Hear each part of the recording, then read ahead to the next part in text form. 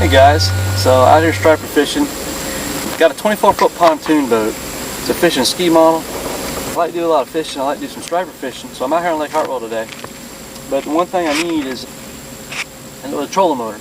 And I had some debate as far as which one to get. When you look on the internet, there's a lot of talk about for a 24-foot pontoon, you really need to go with a 24-volt model. So they've got like a Minn Kota that thinks 70 horsepower. I think 70, 75, I can't remember exactly which. But it requires you to have to run 2 batteries.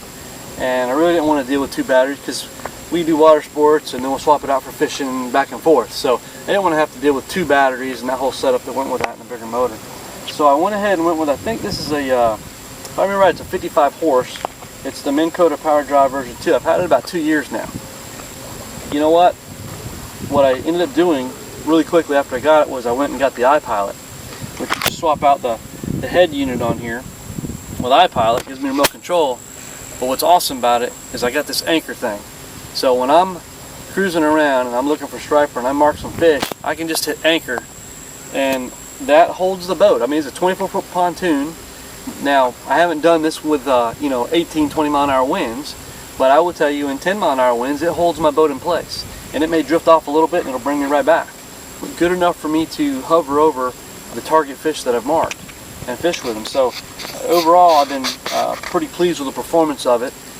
You know what, if you're on a really super windy day, yeah, you probably could use a bigger one, but I haven't really had a problem with what I've got, and I've used this many nights. And quite honestly, if you look at my battery here, I actually have a bait tank with an aerator running for the herring.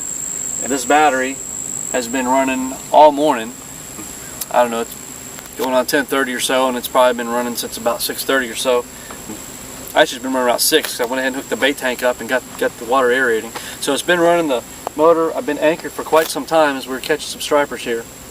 But it holds us in place good. So, I guess bottom line, unless you're fishing in really windy, rough weather, you don't have to go with a higher horsepower. Now, it would be nice. I just didn't want to fool with the dual battery setup and all that kind of stuff because I like to take things in and out, like I said. So, but it is really nice. That anchor feature just keeps the boat right where you're at. I don't have to deal with physical anchors and all those kind of things. So, very happy with it. But it works well on my 24-foot pontoon. Fish down here in this depth at range right here, if you can see that okay.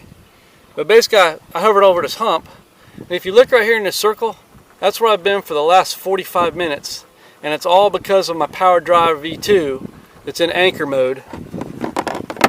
Whoa, I'm dropping the remotes everywhere. Hang on. Ah. Here's my Powerdrive. And you can see the A here.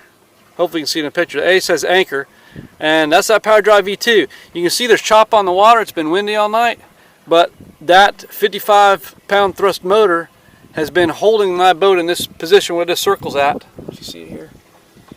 On the map here, where the circle's at, it's been holding my boat for the last half hour in this weather and doing a good job with it. Keep me right on the point I want to be at. And I got a fish on. Come on. Here, Tell me, take it.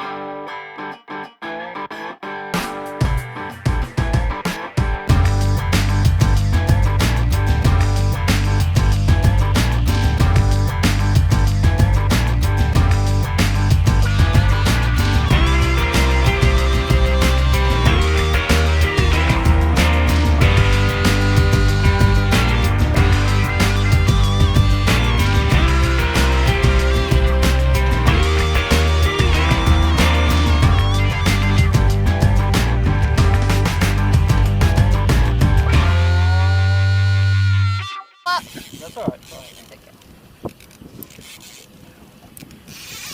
Whoa! It's stripping the line.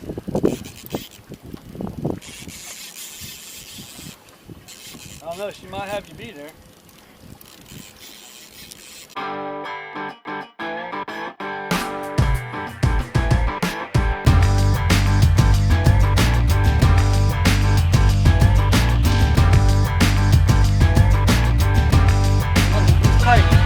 Jump, ready?